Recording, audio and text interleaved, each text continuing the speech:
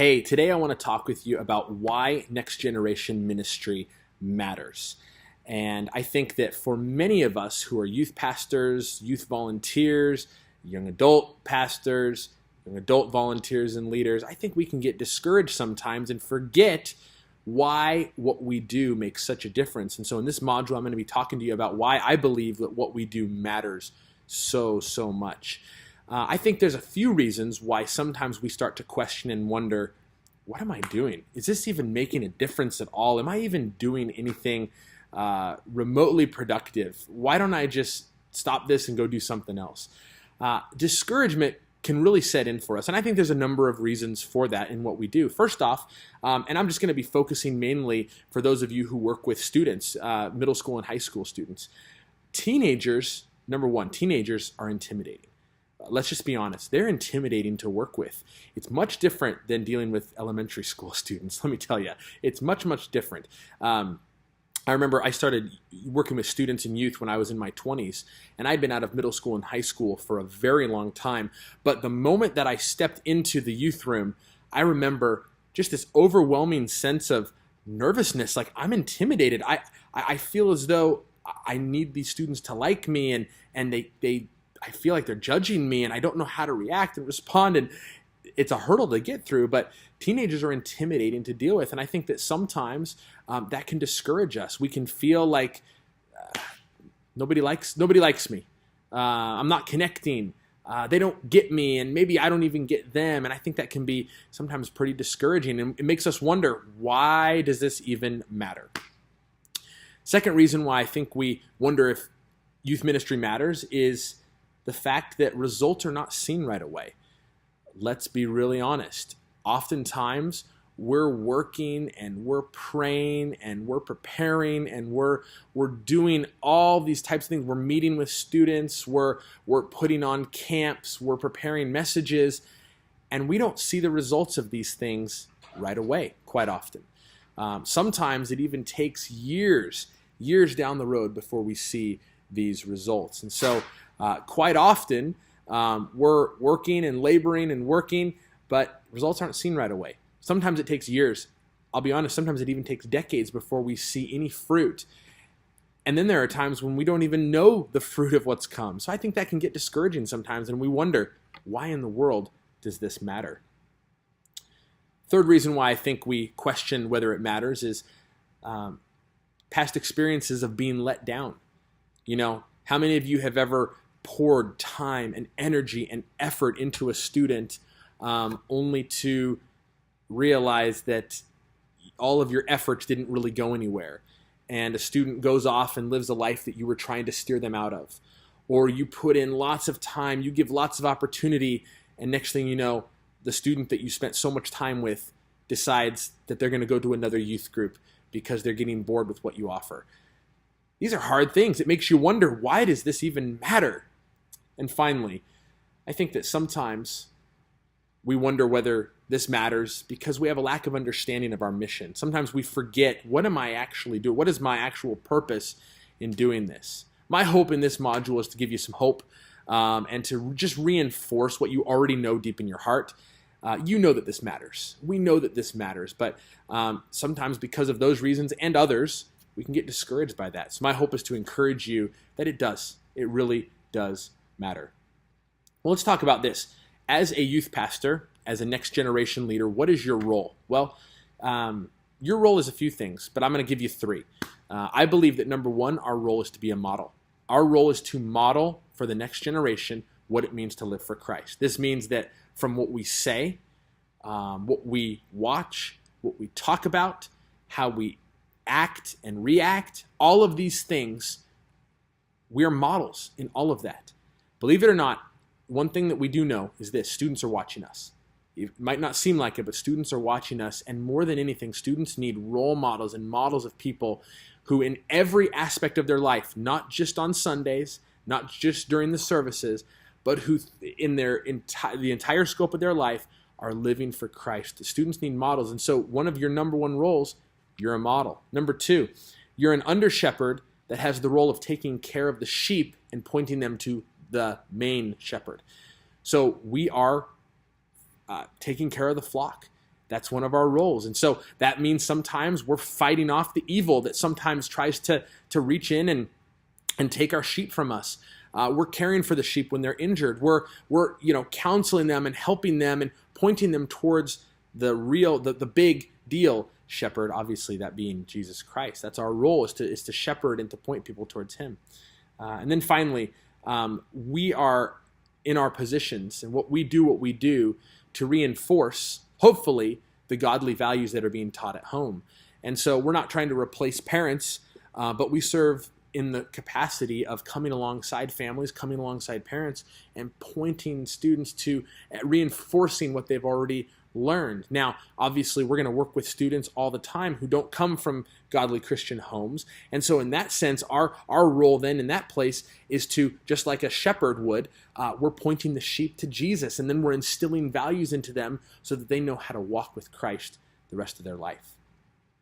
Let me tell you what youth leaders are not, because sometimes when we start to wonder if what we do matters, we start to think of ourselves in ways that we shouldn't.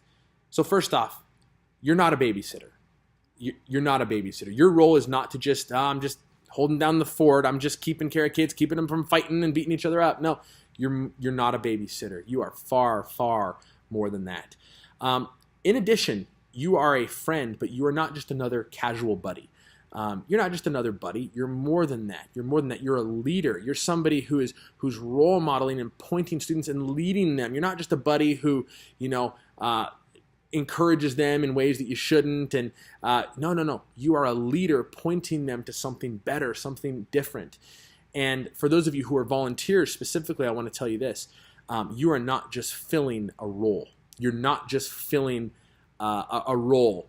You're doing far, far more than that. And you have the ability and the potential for far more impact. So when you get discouraged and you think, gosh, I don't even know why this matters, know that those things that I just described, those are not part of what you're supposed to be doing. Why, then, does what we do matter? I want to give you some reasons why it matters what we do. First off, in a culture of followers and friends, the next generation needs pioneers and mentors. Say that again. In a culture of followers and friends, the next generation needs pioneers and mentors. Now, when I say the word followers, you might have automatically thought like Facebook followers, Twitter followers, Instagram followers, and I kind of mean that. I guess I can kind of go along with it, but I think we live in a generation of followers where we students, for the most part, are just following. They're just following people. They're not necessarily taking the initiative to lead, and so they just follow the latest trend. They follow the latest things that are coming out. Well, listen, we don't. In a world of followers, we need pioneers. We need people who are going to lead the way and to lead in a way that is godly and righteous, so that the students, when they do follow, they're following the right people. They're following the right pioneers, and they need mentors. A lot of friends. Students have a lot of friends, casual friends, lots of Facebook friends potentially, but they need mentors. And a mentor and a friend, in our day and age, I think you can draw a distinctive line. Friendships, I think, can sometimes, for our students, be pretty casual, but mentorship and being a mentor is far deeper. Friends can know you from the surface level, but mentors know you deep inside, and our students desperately need that. Here's another reason why what you do matters. In a culture that's becoming digital and hands-off, the next generation needs leaders who will invest up close and personal. I don't need to tell you that most communication for teenagers now happens all digitally, whether it's through computer, through gaming, through texting, through Snapchat. Very little actual FaceTime is happening. And so as the world becomes more digital, students are losing the value of face-to-face, person-to-person. I don't think that's a good thing. I think that we need more of that. And so in a world that tends to really emphasize that, look, why what we do matters is because what we do is about living up close and personal. That's what's really going to make the difference in these students' lives. Another reason why what we do matters is this: the smallest and seemingly insignificant investment of our time can be the biggest difference in eternity for a student. That's worth repeating. Let me say it again. The smallest and seemingly insignificant investment of your time can be the biggest difference in the eternity of a student. I'll never forget, I had a student in youth ministry many years ago. And this student was not really involved. They would come every so often. And when they did come, they were pretty distant. And I decided, you know what, I need to make a big effort and invest in this student. And so I just decided I'm going to invite this student out for lunch. And it might be the most awkward thing ever. I didn't know him that well, but I said, I'm going to do it. So I took this young man out to lunch. And I'll be honest with you, it was a pretty awkward lunch. Didn't really talk much. I really had to fight to keep conversation going. And I thought to myself afterwards, well, that was a waste of my time. This didn't matter. But he enjoyed it. Why? I have no idea. And so he asked if we could do it again. So we went out to lunch again. And it got a little better. Then we started going out to breakfast every so often. And it got a little better, a little better. To me, it wasn't a big deal. It was maybe every 3 months or so we would go out. But when this young man graduated high school, he sent me a card. And in that card, he wrote about how much our lunches and how much our breakfast meant to him. And he talked about how he was going through a rough place in his life when we started doing that. Really unbeknownst to me. I didn't know all that was going on. Unbeknownst to me. And he said that those lunches and those breakfasts are what helped point him back to Christ and meant so much to him. It was a small investment of my time, made a big difference in his eternity.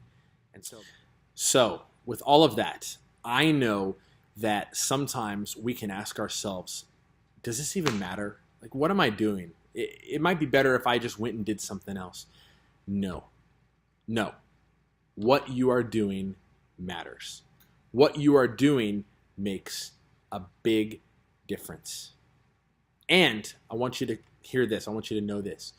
As you serve and as you pour into the next generation, whether you're doing it on staff at a church, whether you're doing it as a volunteer, it is true. You might not see the results in real time. You might not see the results of all that you're doing.